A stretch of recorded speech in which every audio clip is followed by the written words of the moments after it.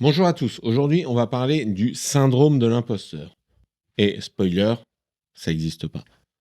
Ça n'empêche pas que tu en souffres sûrement. C'est un symptôme qui a été théorisé par la psychologue Pauline Rose Clance, qui a étudié cette histoire de sentiment d'insécurité lié au fait qu'on se considère comme pas assez compétent dans un domaine donné. Elle a écrit un livre sur le sujet où elle décrit un ensemble de caractéristiques qui font que des gens se représentent eux-mêmes comme des gens qui sont des imposteurs, qui font semblant d'être compétents et qui sont crus par les autres. Quel est le problème avec cette idée de syndrome de l'imposteur? Alors, il y a des gens qui considèrent que ce syndrome existe. En pratique, c'est pas vraiment un syndrome parce que c'est pas une pathologie du cerveau. On va plutôt parler de phénomène de l'imposteur, c'est-à-dire de cas de figure où des gens sont concernés par cette espèce de truc. Et personne n'a vraiment réussi à donner une définition claire de syndrome, un ensemble de symptômes cohérents. Donc ça va être compliqué de réussir à surmonter un syndrome qui n'existe pas. Est-ce que ça veut dire que c'est pas un problème que certaines personnes rencontrent? Bien sûr que si. Là, tout ce que je vous explique, c'est que c'est pas quelque chose de psychologiquement acté, c'est pas une pathologie. C'est simplement un trait de caractère que certaines personnes vont avoir plus ou moins et qui, je pense, concerne tout le monde. Quels sont les principaux mécanismes qui se cachent derrière cette idée du syndrome de l'imposteur? Il y en a plusieurs et selon votre cas, il va falloir plutôt vous attaquer à un ou à l'autre de ces mécanismes. Qu'est-ce qu'il y a? Des fois, on a tendance à sous-estimer son niveau de compétence dans un domaine d'activité. Par exemple, parce qu'on a l'habitude de lire, suivre, se comparer à des gens bien plus compétents. Et ça, c'est un peu normal dès qu'on développe une expertise dans un domaine. On a tendance à se rendre compte qu'il y a des gens qui sont bien plus compétents que nous. Je vais vous donner un exemple un petit peu idiot. Imaginez que vous soyez physicien, vous allez faire des études de physique, vous allez passer un doctorat, et donc vous allez commencer à lire la recherche scientifique sur la physique. Et vous allez vous rendre compte qu'il y a des gens qui ont 30 ans d'expérience, qui ont déjà fait de nombreuses recherches sur certains sujets et qui sont loin en avant de vous. Et vous allez vous dire, oh là là, je suis nul. Mais vous serez largement au-dessus de 99% des gens. Voilà, c'est bien ça qu'il faut avoir en tête. Et donc, quand quelqu'un va vous demander une explication sur pourquoi la Terre tourne autour du Soleil, a priori, vous êtes capable de l'expliquer, vous êtes capable de donner des cours de physique ou du soutien de physique, par exemple, à des étudiants. Donc, si vous vous mettez parce que vous êtes moins bon que les meilleurs des astrophysiciens et que vous n'avez pas encore réussi à approcher la théorie du tout, à ne pas vouloir faire de soutien scolaire, oui, vous allez avoir des problèmes pour vendre ce soutien et pour gagner de l'argent. Et cet exemple caricatural illustre le fait que beaucoup de gens, par exemple dans la com, vont avoir tendance à se sous-estimer. Moi, j'ai beaucoup vu ça, des gens qui sont relativement bons en marketing, qui sont relativement bons en communication et qui vont dire « Ah ben non, par rapport à telle autre personne, je suis mauvais, donc je me lance pas sur le marché. » Alors que à côté de chez vous, vous allez avoir des gens qui sont au niveau zéro et vous allez pouvoir les aider en donnant un conseil basique, mais qu'ils n'ont pas eu, ou en faisant une prestation basique, encore une fois, mais qui va améliorer leur chiffre d'affaires. Et moi, ça, c'est quelque chose que je vois beaucoup dans les sites web. Je suis capable de faire des sites web, j'en fais régulièrement. C'est loin d'être mon activité principale, j'en fais 4 ou 5 par an, quelque chose comme ça. Et effectivement, mes sites web sont moins bons que la moyenne. Quand on regarde des entreprises de communication qui sont très très douées d'un point de vue graphique, etc., moi, je mets un logo basique de mon client, j'adapte ma charte graphique à ce logo-là, hop, je fais un truc cohérent, simple, et où on met en avant les produits des clients, et très souvent, ça suffit. Parce qu'ils n'ont pas besoin d'un truc délirant, parce que mes clients, c'est des artisans du coin, c'est des gens qui posent des fenêtres, c'est des gens qui font des toitures. Et à partir du moment où on leur fait un site où il y a des photos de leur toiture, eh bien, ça suffit. Ça suffit à les mettre en avant, ça suffit à ce qu'ils grattent quelques clients, et ça suffit souvent à ce qu'ils aillent chercher quelques clients, ça suffit à montrer aux gens qui entendent parler d'eux qu'ils ont un certain niveau de sérieux, et ça suffit à leur filer des nouveaux contrats. Et c'est ça l'objectif. Souvent, cette idée de se comparer aux experts d'un domaine va vous mettre un boulet au pied. Qu'est-ce qu'il y a d'autre? Il y a des gens qui sont trop perfectionnistes. C'est pas tout à fait la même idée. Il y a des gens qui vont vouloir toujours aller plus loin. Si vous considérez qu'une stratégie de communication sur les réseaux sociaux doit être parfaite, vous allez faire très peu de contenu. C'est un peu le biais dans lequel je ne tombe pas ici. Moi, je ne cherche pas à ce que mes vidéos soient parfaites. Le perfectionnisme, c'était une problématique que j'avais, moi, personnellement, avant de créer cette chaîne YouTube. J'ai déjà essayé plusieurs fois de faire des contenus pour YouTube. Je faisais des vidéos, je les enregistrais, je les montais, je mettais des diaporamas, je mettais des trucs comme ça, et j'en ai publié aucune. Parce que à chaque fois, je trouvais que la vidéo n'était pas assez bonne, Aujourd'hui, qu'est-ce que j'applique? J'applique une alternative différente, c'est que je tourne une vidéo, si elle est satisfaisante, je la publie. J'ai des vidéos qui sont pas très bonnes en ligne, j'en ai qui sont bien mieux, mais c'est vous, les gens qui les regardez, qui jugez si la vidéo est bonne ou pas. C'est pas moi. Et ça me permet de sortir ce boulet du perfectionnisme qui était effectivement sûrement lié un petit peu à l'insécurité que j'avais avec ce nouveau média que je maîtrisais pas. J'avais envie de raconter des choses, mais je savais pas comment le faire. Et je prenais l'excuse du perfectionnisme pour en fait ne pas me confronter au monde. Ben voilà. Un moment, j'ai décidé de faire l'inverse, de me confronter au monde et de balancer du contenu. Et je balance, et je balance, et je balance. Et ce contenu est de qualité moyenne, mais ça n'empêche pas que vous êtes plusieurs à les regarder, vous êtes plusieurs à trouver ça intéressant. Et c'est ça qui est important, en fait. Et ça, c'est aussi un aspect un petit peu différent de cette idée derrière le syndrome de l'imposteur. Si le perfectionnisme est en fait une peur de se confronter au monde, ben, il faut traiter cette peur-là et non pas un éventuel syndrome de l'imposteur. Oui, tout le monde a peur de passer pour un con, moi le premier.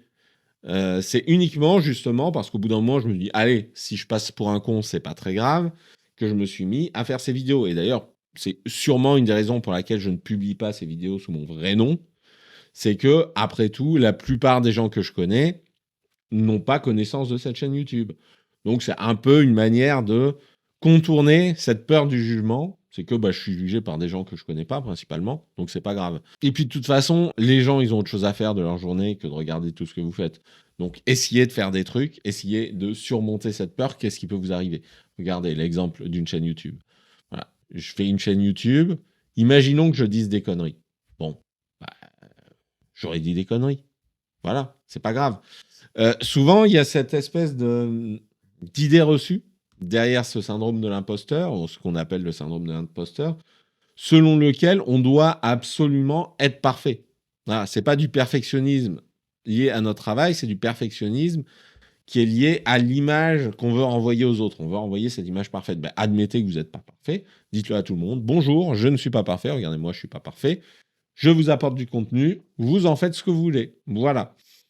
Et des fois, derrière le syndrome de l'imposteur, il y a l'idée que certaines choses seraient trop faciles à obtenir et qu'on a eu de la chance et que c'est uniquement la chance qui nous a permis d'avancer. Et ça, c'est quelque chose qui va souvent être propagé par votre entourage parce que votre entourage va dire oui, toi, tu as eu de la chance pour ça, oui, toi, tu as eu de la chance pour ça. Moi, j'ai pas eu cette chance de trouver la bonne niche. Moi, j'ai pas eu la chance de trouver la bonne manière d'approcher mes clients. Moi, j'ai pas eu la chance de créer mon entreprise. Et vous intériorisez ça et vous vous dites oui, oui, moi c'est la chance qui m'a fait gagner. En fait, je suis pas bon. Vous allez intérioriser ce que les autres vous disent pour se rassurer eux-mêmes quand ils se comparent à vous. Bon, ça c'est aussi une des composantes du syndrome de l'imposteur. Quelle solution je vais avoir pour ça? C'est simplement de ne pas écouter les autres. Évidemment, il faut écouter les autres, mais ne prenez pas trop au sérieux ce que les gens vous racontent, parce qu'eux-mêmes sont très biaisés. Et oui, la chance, c'est indispensable dans tout projet entrepreneurial. Aucun projet entrepreneurial ne fonctionne sans une dose de chance. Mais aucun projet entrepreneurial ne fonctionne sans un certain niveau de compétence. Si vous avez réussi, c'est que vous avez les deux. Donc, il n'y a pas à avoir un syndrome de l'imposteur. C'est simplement que vous êtes un entrepreneur normal et oui, vous avez eu un peu plus de chance que le voisin. C'est pas grave. Capitalisez dessus. Continuez d'avancer, progressez, améliorez-vous. Voilà un petit peu, pour moi, les principaux mécanismes qui se cachent derrière ce syndrome de l'imposteur. Et avant d'affirmer avoir le syndrome de l'imposteur et dire « Oh là là, il faut que je fasse ça, ça, ça », essayez de traiter ces différents points. Essayez de vous dire, voilà, est-ce que c'est telle situation? Est-ce que c'est parce que je considère que j'ai eu de la chance? Et dans ce cas-là, testez d'autres domaines d'activité, vous verrez bien. Est-ce que c'est que vous avez tendance à trop vous comparer aux autres? Et dans ce cas-là, c'est relativement simple. Comparez-vous aux gens qui sont moins bons que vous. De temps en temps, ça fait du bien. Et c'est normal, en fait, d'aller voir un petit peu ce qui se fait parce que de toute façon, vous allez avoir besoin de savoir ce que font les gens qui sont pas très bons pour pouvoir vous mettre en avant vous et dire, voilà, sur tel sujet, je suis meilleur que les autres. Par exemple, moi, je fais un peu de formation aussi. Ça fait partie des activités annexes à mon activité principale que je développe. Bon, pourquoi faire appel à moi pour de la formation? Ben, c'est que moi, je suis mieux capable en général que la plupart des gens de vulgariser et surtout moi, par rapport à tous les formateurs que vous allez voir sur Internet, je vais faire en sorte de m'assurer que vous ayez compris ce que je vous dis. Et je vais vous faire travailler, je vais mettre en application avec vous les différentes choses. Donc, il y aura moins de contenu, mais un contenu plus digeste et que vous acquérerez plus vite. Je vais vous montrer que vous êtes capable de faire quelque chose. Bon, ça, c'est ma plus-value en tant que formateur. Pourquoi je sais que c'est important? Parce que je vois ce que font les autres formateurs. Je vois qu'il y a beaucoup de formateurs qui vont se contenter d'enregistrer des vidéos, de vous les balancer et de compter sur votre intelligence pour que ça marche. Et en pratique, très souvent, ils ne comptent pas du tout sur votre intelligence. Ils comptent sur le fait que ça ne va pas marcher pour vous vendre des formations complémentaires. Moi, je considère que si vous faites une formation avec moi et que vous ne revenez pas pour ce sujet-là, c'est que j'aurais fait le boulot. Ou alors vous allez revenir beaucoup plus tard quand vous aurez expérimenté pas mal de choses et que vous voudrez aller beaucoup plus loin dans cette thématique-là. Et peut-être que je ne serai pas la bonne personne pour vous accompagner parce que peut-être que vous m'aurez dépassé. Voilà. Ça, c'est important, par exemple, pour traiter ce syndrome de l'imposteur, d'être capable de voir ce que font les mauvais dans votre discipline et pourquoi vous êtes meilleur qu'eux. Après, si effectivement vous vous rendez compte que ce que font les mauvais, c'est ce que vous faites vous, c'est peut-être que vous êtes mauvais, tout simplement. Et peut-être pas que vous souffrez du syndrome de l'imposteur. Et là, c'est à vous de monter en compétence, c'est à vous de faire l'effort de devenir meilleur. Gardez à l'esprit que des fois, le doute sur votre activité, c'est pas une mauvaise chose. Des fois, le doute sur votre activité, c'est effectivement que vous êtes un peu faible dans certains domaines et que dans ces domaines-là, il va falloir muscler un peu votre jeu. Et c'est très bien. Essayez d'expérimenter des choses pour justement augmenter un petit peu votre niveau d'expertise, ne pas tomber dans des pensées incapacitantes. Vous allez vous dire, ah ben de toute façon, je suis nul, il ne faut pas que je fasse, de toute façon, je suis nul, il ne faut pas que je fasse. Si vous avez un doute sur la capacité que vous avez à faire une prestation donnée, par exemple, moi, j'ai une solution toute simple pour ça. Je le dis à mon client, je choisis un bon client en général, je lui dis, tiens, j'aimerais bien expérimenter ça. Est-ce que ça t'intéresse? Et soit je fais payer vraiment pas cher, soit je fais payer au résultat, soit je fais pas payer carrément, et puis je teste. Voilà. Ou alors je teste sur mes propres projets. J'étais pas très sûr d'être capable de faire des vidéos. Bon, j'en fais. J'en produis, j'en produis, j'en produis. Et quand je serai bon en vidéo, je vendrai à mes clients la capacité de faire leur promotion en vidéo. C'est pas plus compliqué que ça. Une fois qu'on a traité ces différents sujets, est-ce qu'on n'a pas des personnes qui ont une version un petit peu maladive, justement, de syndrome de l'imposteur et qui ne doivent pas le traiter? Si. Mais ce qui est important, c'est de différencier les deux. C'est-à-dire, soit vous êtes dans un cas où juste vous avez des doutes parce que effectivement vous n'êtes pas super bien organisé, vous avez un petit peu d'insécurité, etc. Et dans ce cas-là, au lieu de s'arc-bouter sur cette notion de syndrome de l'imposteur, il faut juste régler ces problèmes et donc vous mettre un petit peu un coup de pied aux fesses. Ou est-ce que vous avez un vrai problème qui souvent est en fait un petit peu de manière déguisée une dépression, et dans ce cas-là, il faut la traiter comme une dépression. Trouvez dans quelle situation vous êtes, et si vous avez une vraie pathologie, ne pas vous enfermer dedans. Il y a des spécialistes pour ça. Il y en a des bons, il y en a des moins bons, comme dans tout secteur d'activité, mais il y en a des bons. Donc, essayez de vous en occuper. Sinon, si vous êtes juste un entrepreneur qui doute un peu, la seule chose que je peux vous dire, c'est arrêtez de douter. Si ce que je vous ai dit vous a intéressé, n'hésitez pas à mettre un pouce bleu, à mettre un commentaire pour qu'on discute ensemble de ce syndrome-là, parce que tout le monde a eu une forme ou une autre de phénomène de l'imposteur. Il existe aussi un serveur Discord si vous voulez parler un peu plus profondément de tous ces sujets-là et de manière un peu plus dynamique et fluide. Si les vidéos sur l'entrepreneuriat vous intéressent, abonnez-vous. Et sinon, il ne me reste plus qu'à vous souhaiter une bonne journée.